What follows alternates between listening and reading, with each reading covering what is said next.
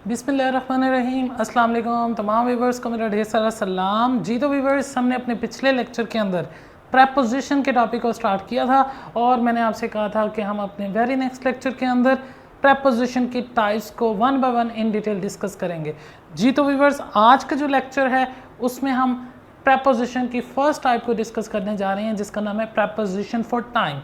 इससे पहले कि हम अपने प्रेपोजिशन फॉर टाइम के लेक्चर को स्टार्ट करें, व्यूवर्स आपसे रिक्वेस्ट करूंगा कि जल्दी से आप मेरा यूट्यूब चैनल को सब्सक्राइब कर लें और इस चैनल को ज़्यादा से ज़्यादा शेयर भी करें ताकि इल्म की शमा ज़्यादा से ज़्यादा लोगों तक पहुंच सके। तो व्यूवर्स, बगैर वक्त ज़ाया किए हम अपने आज के इस बेहद इंटरेस्टिंग टॉपिक को स्टार्ट करते हैं जिसका नाम है preposition for time.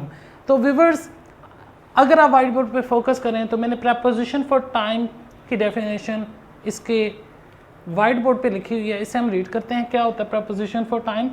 A preposition that describe, एक ऐसी प्रेपोजिशन जो कि डिस्क्राइब करती है, बयान करती है टाइम को डिस्क्राइब करे, is called preposition for time. उसे हम प्रेपोजिशन फॉर टाइम कहेंगे। आसान लफ्ज़ों में व्यूअर्स दोबारा बता दूं, कोई भी ऐसी प्रेपोजिशन जो कि वक्त के लिए इस्तेमाल हो, टाइम के लिए इस्तेमाल हो, ऐसी प्रेपोजिशन को हम कहते हैं प्रेपोजिशन फॉर टाइम। या कोई भी ऐसी प्रेपोजिशन जो कि वक्त से पहले, टाइम से पहले यूज़ होती है, ऐसी प्रेपोजिशन को आप प्रेपोजिशन फॉर टाइम कहते हैं। अब हम प्रेपोजिशन फॉर टाइम में देखते हैं कौन कौन सी प्रेपोजिशन होती हैं। प्रेपोजिशन फॉर टाइम में तीन प्रेपोजिशंस का इस्तेमाल किया जाता है। एक इन है, एक ऑन है और एक एट है। तो व्यूअर्स, ये तीन प्रेपोजिशन हैं जिसमें एक इन प्रेपोजिशन है, एक ऑन प्रेपोजिशन है और एक तीसरी प्रेपोजिशन है एट। इन तीन प्रेपोजिशंस को हम प्रेपोजिशन फॉर टाइम कहते हैं। अब हम व्यूअर्स ये देखेंगे कि ये प्रेपोजिशन जो इन है ये कब टाइम के लिए यूज़ होती है और कौन से टाइम के लिए प्रेपोजिशन ऑन यूज़ होती है और कौन से टाइम के लिए प्रेपोजिशन एट इस्तेमाल होती है। व्यूअर्स, बहुत सारे बच्चे जब भी प्रेपोजिशंस को प्रेपोजिशन फॉर टाइम यानी इन ऑन एट को टाइम से पहले इस्तेमाल करते हैं तो इसमें गलती कर जाते हैं। इसीलिए आज बच्चों की, उन तमाम बच्चों की जो कि प्रेपोजिशन फॉर टाइम में हमेशा कन्फ्यूजन महसूस करते हैं, उनकी कन्फ्यूजन दूर होने वाली है। इस लेक्चर को ध्यान से सुनिएगा। हम स्टार्ट करने जा रहे हैं कि कहाँ पे प्रेपोजिशन फॉर टाइम इन इस्तेमाल होगी, कहाँ पे प्रेपोजिशन फॉर टाइम ऑन इस्तेमाल होगी और कहाँ पे प्रेपोजिशन फॉर टाइम एट का इस्तेमाल किया जाएगा। तो व्यूअर्स, वाइट बोर्ड पे फोकस करें तो मैंने वाइट बोर्ड पर एक वॉच बनाई हुई है और साथ ही साथ एक कैलेंडर बना रखा है, क्योंकि जब हम वक्त के बारे में बात करते हैं, टाइम के बारे में बात करते हैं तो व्यूअर्स हम टाइम दो तरह से देख सकते हैं। या तो घड़ी के ऊपर टाइम को देखा जाता है या फिर कैलेंडर का सहारा हम लेते हैं, कैलेंडर के ऊपर टाइम को देखते हैं। व्यूअर्स, अगर हम घड़ी के ऊपर टाइम देखें तो घड़ी के ऊपर टाइम किन सूरतों में देखा जा सकता है? या तो वो आवर्स की सूरत में होगा, या वो मिनट्स की सूरत में देखा जा सकता है टाइम, या वो सेकंड्स की सूरत में टाइम को देख सकते हैं हम एक घड़ी के ऊपर। तो घड़ी का कोई भी वक्त होगा, याद रखने की बात व्यूअर्स ये है कि जब भी हमें घड़ी का कोई भी वक्त दिया जाएगा तो घड़ी के वक्त के लिए हमेशा आप एट लगाएंगे। घड़ी के वक्त से पहले आपने हमेशा एट का इस्तेमाल करना है, चाहे वो वक्त घड़ी का जो है आपके पास मिनट्स में है, सेकंड्स में है या फिर वो आवर्स में है। तो आपने सिर्फ बात जो जहन में रखनी है कि आपने घड़ी का कोई भी वक्त होगा उससे पहले आपने एट का इस्तेमाल करना है। कौन सी प्रेपोजिशन का इस्तेमाल करना है? आपने प्रेपोजिशन एट का इस्तेमाल करना है। अगर वो वक्त घड़ी का होगा, अगर वो वॉच टाइम होगा, वॉच का अगर टाइम दिया गया है तो फिर आपने उससे पहले हमेशा कौन सी प्रेपोजिशन का इस्तेमाल करना है? एट प्रेपोजिशन इस्तेमाल करनी है। मैं इसकी एक मिसाल दे देता हूँ। मैं कहता हूँ आई रीच्ड स्कूल, मिसाल के तौर पर मैं स्कूल में पहुंचा dash 3 o'clock, eight 3 o'clock, because 3 o'clock किसका टाइम है? घड़ी का टाइम है। तो इसलिए मैं कह सकता हूं कि 3 o'clock से पहले क्या लगेगा? एट लगेगा, क्योंकि अभी हमने पढ़ा है कि घड़ी का अगर टाइम होगा तो उससे पहले आपने एट लगाना है। तो याद रखने की बात जो पहली है वो ये है कि अगर घड़ी का टाइम हमने दिया गया है तो घड़ी के टाइम से पहले जो प्रेपोजिशन इस्तेमाल होगी वो कौन सी इस्तेमाल होगी? एट प्रेपोजिशन का इस्तेमाल किया जाएगा। अब आगे बढ़ते हैं व्यूअर्स। कैलेंडर, टाइम को देखने का जो दूसरा जरिया होता है हमारे पास व्यूअर्स, वो होता है कैलेंडर। अब कैलेंडर पे टाइम किन सूरतों में हम देख सकते हैं, या तो हम डेज कैलेंडर के ऊपर देख सकते हैं, या हम कैलेंडर के ऊपर डेट्स को देख सकते हैं, इसी तरह से या हम कैलेंडर के ऊपर मंथ्स को देख सकते हैं, या फिर कैलेंडर के ऊपर हम ईयर्स को देख सकते हैं। इन चारों चीज़ों को हम कैलेंडर के ऊपर देख सकते हैं। यानी अगर हमने कैलेंडर पे डेट देखनी है उसको देख सकते हैं, डे को देख सकते हैं, मंथ को देख सकते हैं और ईयर्स। इन चारों चीज़ों को हम जो है कैलेंडर पे देख सकते हैं। यानी कि टाइम को देखने का जो दूसरा जरिया है हमारे पास कैलेंडर है।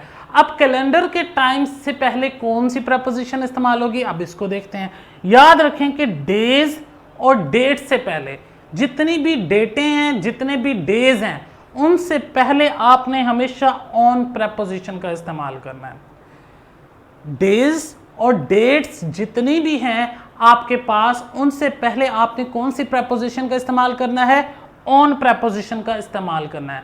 प्रपोजिशन फॉर टाइम में आपने ऑन प्रपोजिशन का इस्तेमाल करना है। डेज के नेम से पहले या डेट से पहले आपने प्रपोजिशन ऑफ ऑन इस्तेमाल करनी है। प्रपोजिशन कौन सी इस्तेमाल करनी है, ऑन प्रपोजिशन, डेज और डेट से पहले। अब बाकी दो चीजें रह गई हमारे पास कैलेंडर के टाइम में, मंथ और ईयर्स।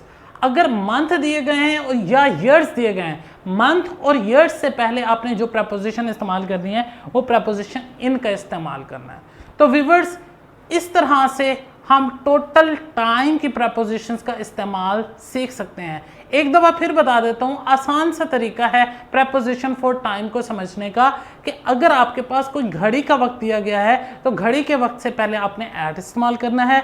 और इसी तरह से अगर आपको कैलेंडर का टाइम दिया गया है, यानी कि कैलेंडर के टाइम में आपको डेज दिए गए हैं या फिर डेट्स दिए गए हैं, डेज और डेट्स से पहले आपने जो प्रपोजिशन इस्तेमाल करनी है वो ऑन इस्तेमाल करनी है। और अगर मंथ दिया गया है या ईयर दिया गया है तो उससे पहले जो प्रपोजिशन इस्तेमाल करनी है वो इन इस्तेमाल करनी है। तो ये सादा सा असूल है व्यूअर्स प्रपोजिशन फॉर टाइम को समझने का। अब चूंकि हमने प्रपोजिशन फॉर टाइम का इस्तेमाल पढ़ लिया है, अब हम इसकी एक्सरसाइज करते हैं जिससे हमारे कॉन्सेप्ट को मज़ीद बेहतरी मिलेगी। तो हम देखते हैं, एक्सरसाइज हमें दी गई है और इस एक्सरसाइज को हम हल करते हैं। लिखा हुआ है the class will be held dash Monday. अब क्लास हेल्ड होगी डैश मंडे। मंडे आ रहा है, डे आ रहा है, तो डे से पहले कौन सी प्रपोजिशन होती है, हम इस रूल के मुताबिक डे से पहले प्रपोजिशन ऑन आती है। तो हम चुप करके इसके अंदर क्या लिख देंगे, ओ और एन ऑन। तो व्यूअर्स, ये हमारी फर्स्ट ब्लैंक फिल हो जाएगी। अब हम सेकंड क्वेश्चन की तरफ चलते हैं। The world cup held dash 2000। अब क्या है, 2000 क्या है, ईयर आ रहा है, तो ईयर से पहले कौन सी प्रपोजिशन आती है, इन। तो हमने चुप करके इसके अंदर क्या लगा देना है, इन। इसी तरह से हम आगे मूव करते हैं और थर्ड में देखें, I reached school dash 8 o'clock। 8 o'clock क्या है, घड़ी का वक्त है, घड़ी का वक्त से पहले क्या लगता है, एट। तो हमने इसके अंदर एट लगा देना है। इसी तरह से आगे व्यूअर्स हम बढ़ते हैं। The school will remain closed dash Saturday. Saturday आ रहा है तो डेज के नेम से पहले क्या लगता है, अब देखिए इस रूल के मुताबिक डेज से पहले ऑन आता है, तो डे आया हुआ है तो इसके अंदर हमने ऑन लगा देना है। इसी तरह से व्यूअर्स अब आगे बढ़ते हैं। The match will be started dash 4:30 PM।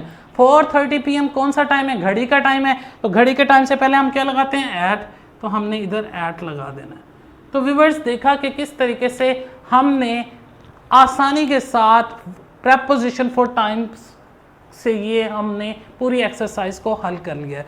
Viewers, मैं उम्मीद करता हूँ कि आज का लेक्चर जो कि प्रपोजिशन फॉर टाइम पर मुश्तमिल था, ये आपको बखूबी समझ आ चुका होगा। अब अगर किसी भी किस्म की एक्सरसाइज आपको दी जाती है कि आपने प्रपोजिशन फॉर टाइम को सही तरीके से इस्तेमाल करके दिखाना है, तो आप 100% मार्क्स उसमें ले सकते हैं। इसके बावजूद भी व्यूअर्स, अगर आपका किसी भी किस्म का कोई क्वेश्चन होता है, कोई सवाल होता है, तो आप मुझे अपना कमेंट सेक्शन में अपना फीडबैक दे सकते हैं, अपना सवाल पूछ सकते हैं। इंशाल्लाह मैं अपने आने वाले लेक्चर के अंदर आपके उस सवाल का सलूशन ज़रूर लेकर आऊँगा। और व्यूअर्स, जाने से पहले एक दफ़ा फिर आपसे रिक्वेस्ट करूंगा कि अगर आपने मेरा YouTube चैनल सब्सक्राइब नहीं किया तो सब्सक्राइब करें ताकि इल्म ज़्यादा से ज़्यादा लोगों तक पहुंच सके। इंशाल्लाह व्यूअर्स, हम अपने नेक्स्ट लेक्चर के अंदर प्रपोजिशन की एक और टाइप को डिस्कस करेंगे। Thank you.